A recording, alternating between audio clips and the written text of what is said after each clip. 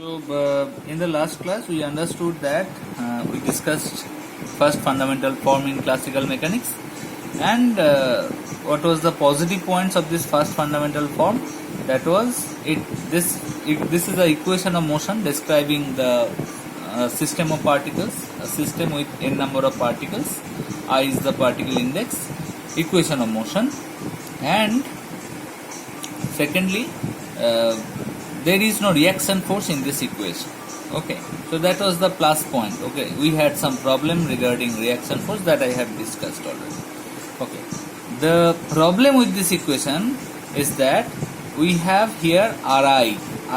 What is Ri vector? Ri is basically xi, yi, zi. That means this is the coordinate of the ith particle. Okay, Cartesian coordinates of the ith particle.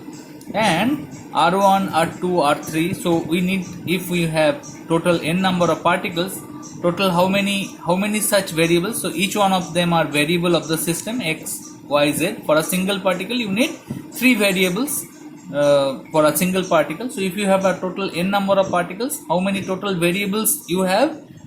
In this case, total 3n number of variables you need to decide, and these 3n number of variables are not completely independent of each other. Why they are not independent of each other? Because these systems are constrained systems and you have some relation between these xi, yi, zi. Okay, somewhere it is zi equal to 0, maybe xi square plus y I square equal to l square, something like that. Okay, x2 minus x1 whole square plus y2 minus y1 whole square equal to l square. That means x1, x2, y1, y2, z1, z2, x1, x3, like that.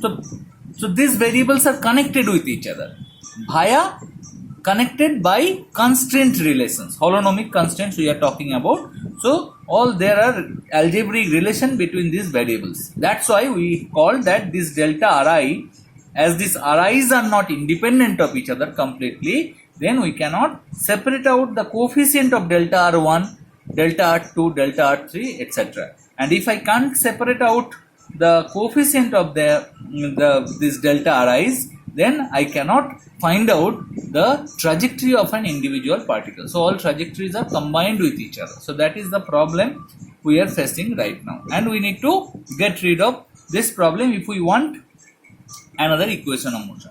So what we have to do is that we have to, in place of this Ri's set of Ri's, that means R1, R2, R3, Rn, we need to change this set of variables to another set of variables. I said I don't know what set of variables. I said let's suppose the new set of variables that I am thinking about is something like Qj, where I was running from 1 to up to n, and this j is running between 1 to up to, I don't know, suppose f. Okay, I don't know what these qj's are, but I need to find. And what is the basic property of these qj's?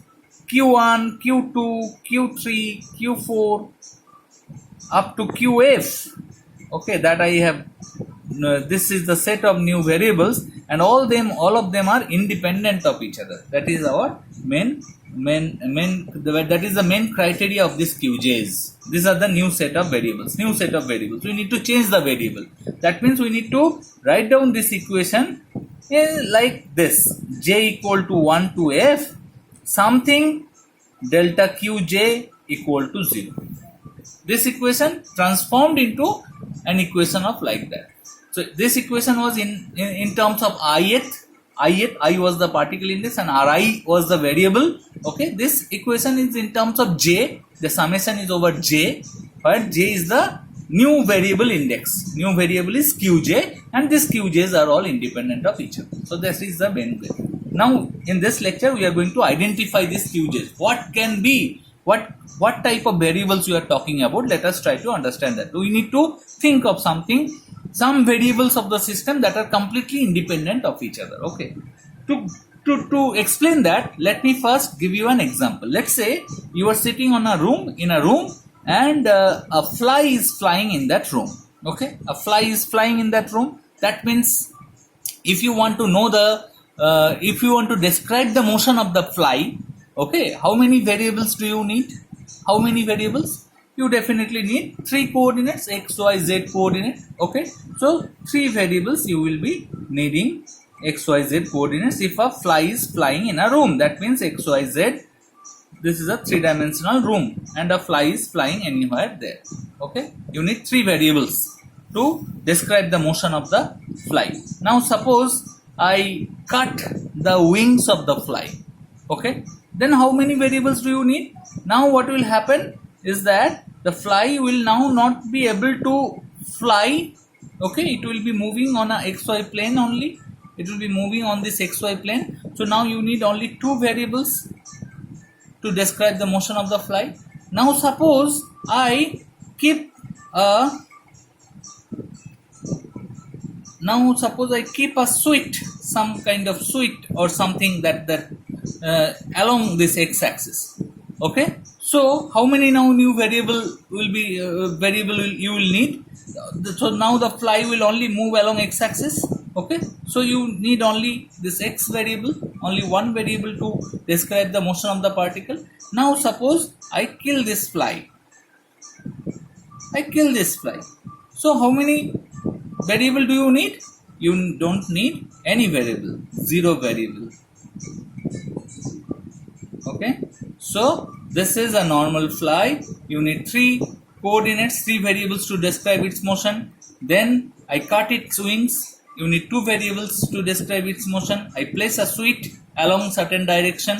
You need only one variable to describe its motion. And if I kill this fly, that means the system is not dynamic anymore. System is static. That means you need zero variable to describe the motion. System doesn't have any motion. So what do we get from that? This cutting the wings is a constraint. Then putting the sweet is another constraint. And then killing the fly is another constraint. Okay, so every time I impose a constraint into the system, I need one less variable to worry about. Okay, every time I impose a constraint in a system, I need one less variable to worry about. Every time I impose a constraint, I need one less variable to worry about. That means I can say up to this point the system was dynamic, up to this point the system was dynamic for these three cases. That means I can say, and how many constraints I have imposed so far? Up to this point, two constraints I have imposed, cutting the wings and putting a sweep. Okay, after the imposition of third constraint, the system becomes static. Okay, now I can say that total number of variable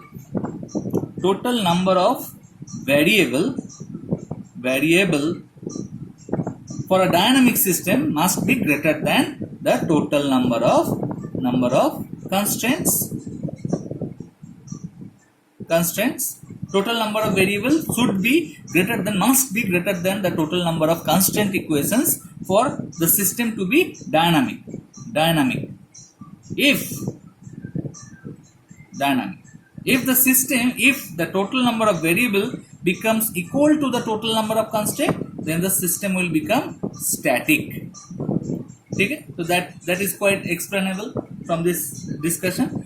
Now the difference between the total number of variable and the total number of constraint equations is called the degrees of freedom of the system. So degrees of freedom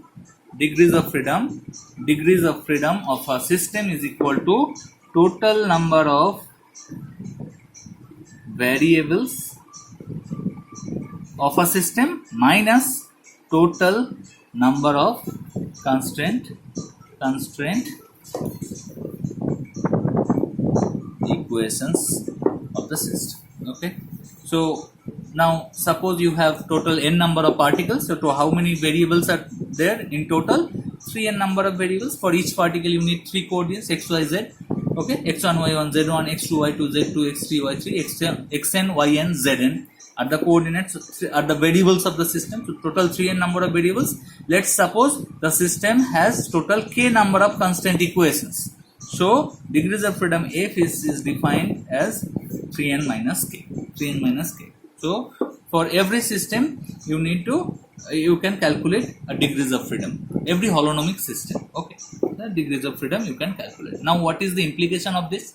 Now please understand that, again let me come back to this. Here x, y, z, three coordinates are completely independent of each other. I apply one constant.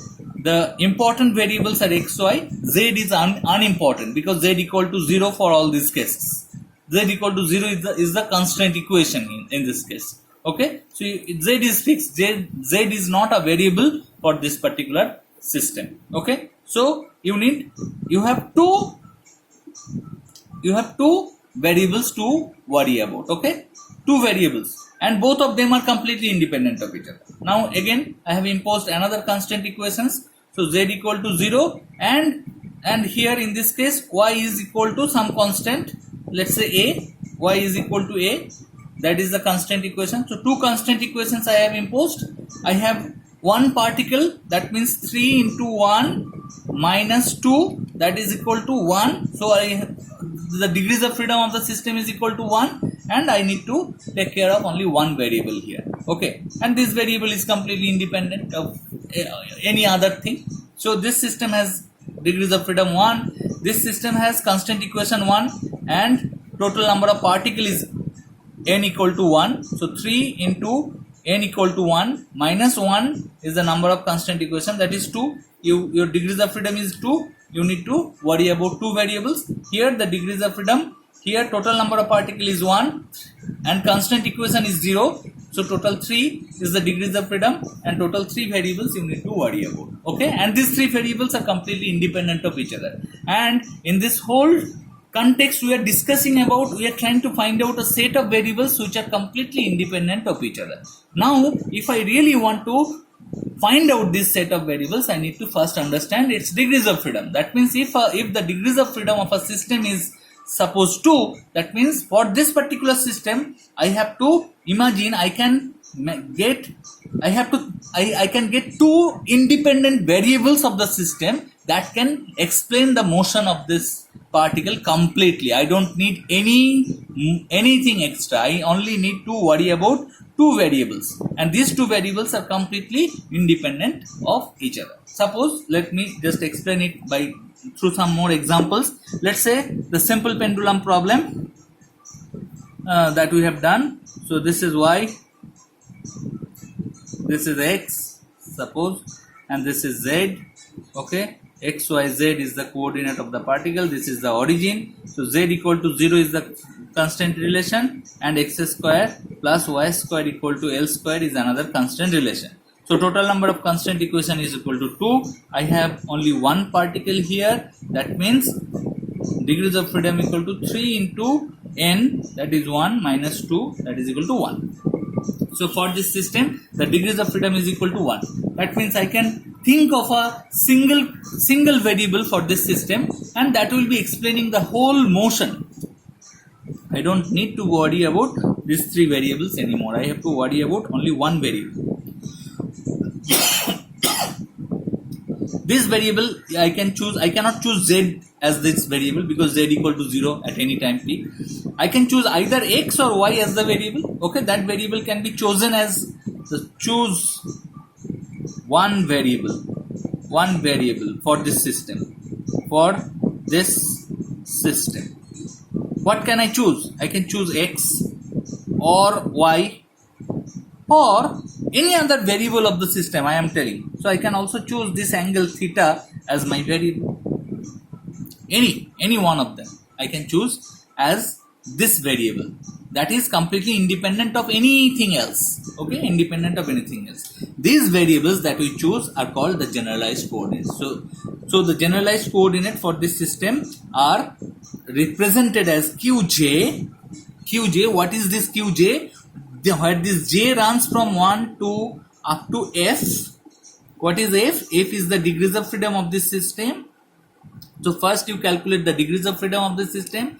Then let's say degrees of freedom is 2. Let's say degrees of freedom. That means you will be getting q1 and q2 as the generalized coordinate. For this particular system the degrees of freedom is 1. That means q1 is equal to either x, you can choose x as your q1 or y as your q1 or theta as your q1. Okay, that is the generalized coordinate of this system. Let's take another example. Let's take the example of a double pendulum. Okay, double pendulum. Here I have two particles. L1 is this distance, L2 is that distance. This is y, this is x. We have already calculated the this is the coordinate of the first particle, x1, y1, z1, x2, y2, z2. That is the coordinate of the second particle.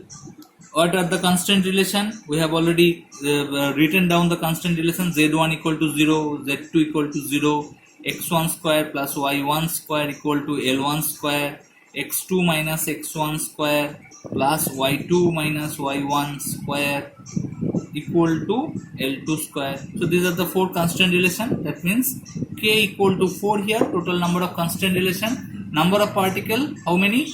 2 particles you are talking about, n equal to 2. That means the degrees of freedom equal to 3 into 2 minus 4. That means 2. So this system can be explained completely. The dynamics of the system can be explained completely by the discussion of two variables. These two variables are called the generalized coordinates of this particular system. So generalized coordinate can be q1 and q2. So qj is the generalized coordinate for this system, where j runs from 1 to j can be 1 or 2 for this particular system, because f is equal to 2, j can be 1 to f, 1 and 2. So q1 and q2. Now you have to choose q1 and q2 for this choice. What will you choose? You cannot choose z1 or z2 as the variable, because these are not variables. Okay, you can choose x1. You can choose x1, and for every particle you need to choose one. So you can choose x1, x2. This is one set. You can choose x1, y2, no problem. You can choose y1, x2. You can choose y1, y2. Okay, or you can choose any other variable of the system, any two variable of the system. You can choose theta 1 and you can choose theta 2 as these variables. Okay, so q1 can be, you can choose theta 1, q2 you can choose as theta 2.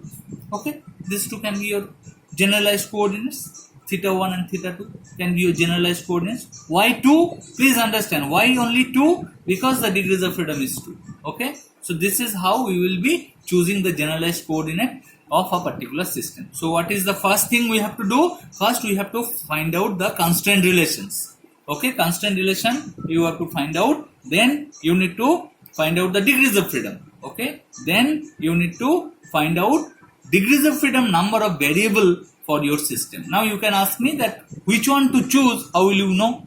That is completely up to you. Okay, this choice will only make the algebra, so corresponding algebra, tough or easy.